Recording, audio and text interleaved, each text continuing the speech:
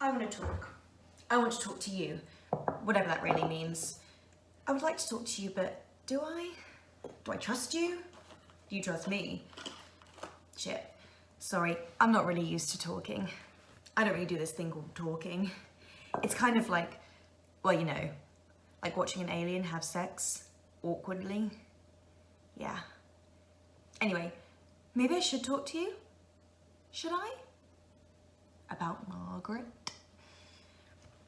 They're pretty emotional, pretty stubborn, and pretty hairy too, actually.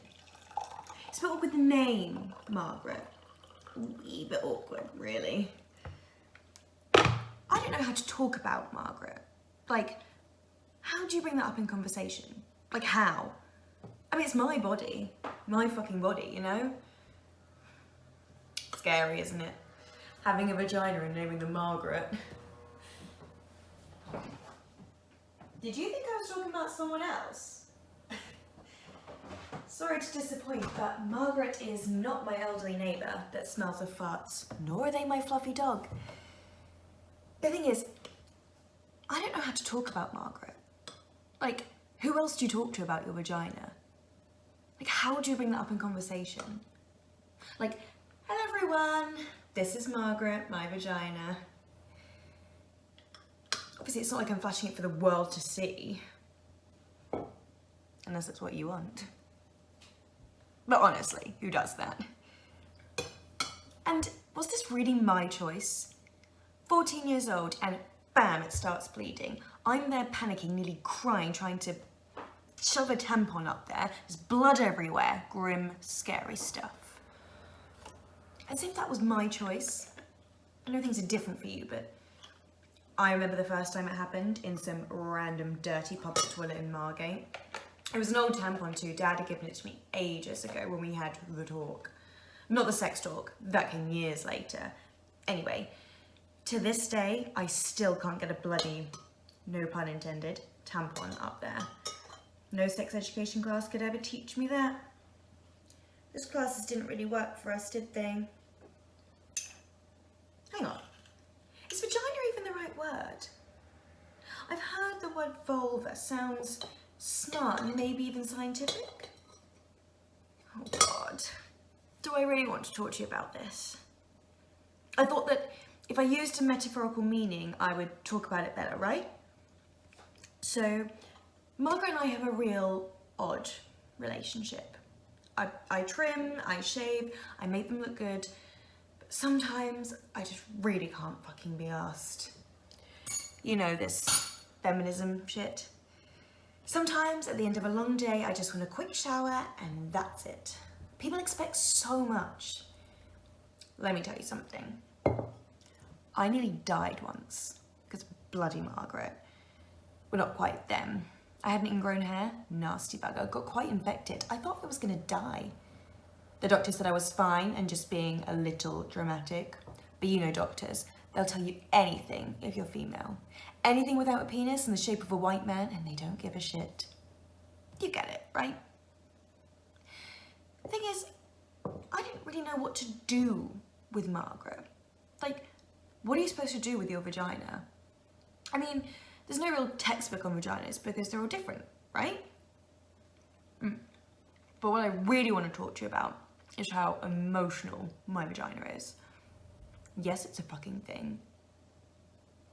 Shit, should I be calling Margaret a vagina or a vulva? Oh, fuck's sake, see, the words are so complicated. Anyway, the point is, Margaret is very emotional. When I am stressed, so is Margaret.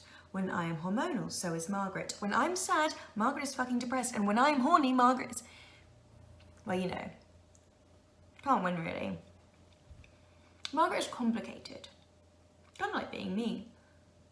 Maybe I should throw Margaret a celebratory party. I'm glad I told you about Margaret. Well, some of it anyway. I mean, I could tell you more, but I don't think I'm ready for that just yet. And somehow I don't think you are either.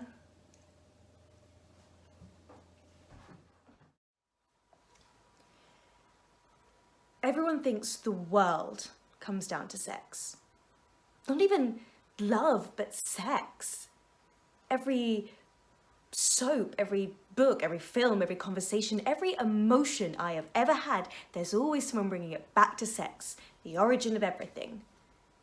Even with my own dad, it's about what I like in sex, or whether he and my mum are having sex or not, or if I've had sex. I know it's not a big deal. Sex isn't a big deal. It's not like I couldn't have done it if I'd wanted to. There just has been no one I've wanted to do it with, so why bother? What's the point? It's not like I'm missing out on something huge. Except he seems to fucking think I am. It's just... oh, it's like... I know that... just because I haven't done it, I'm somehow an idiot, or unattractive, or immature, or a freak, or apparently a fucking lesbian.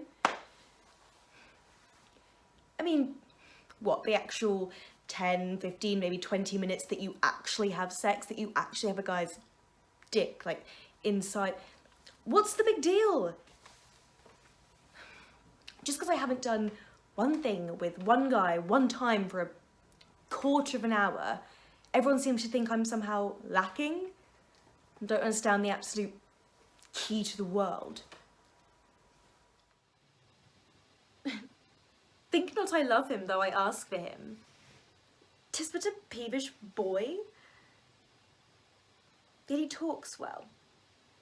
But what care I for words? Yet words do well when he that speaks them pleases those who hear. 'Tis a pretty youth, not very pretty, but sure he's proud, and yet his pride becomes him. He'll make a proper man. The best thing in him is his complexion, and faster than his tongue did make offence, his eye did heal it up. He's not very tall, yet for his years he's tall. His leg is but so-so. There's a pretty redness in his lip, a little riper and more lusty red than that in his cheek. 'Twas just the difference betwixt the constant red and mingled damask. There be some women, Sylvia's, had they marked him in parcels, as I did, would have gone so near as to fall in love. But for my part, I love him not, nor hate him not. Yet had more cause to hate him than to love him, for what had he to do to chide at me? He said mine eyes were black, and my hair black, and now, I am remembered, scorned at me. I marvel why I answered not again. Still, that's all one. Admittance is no quittance. I will write to him a very taunting letter, and thou shalt deliver it. Wilt thou, Silvius?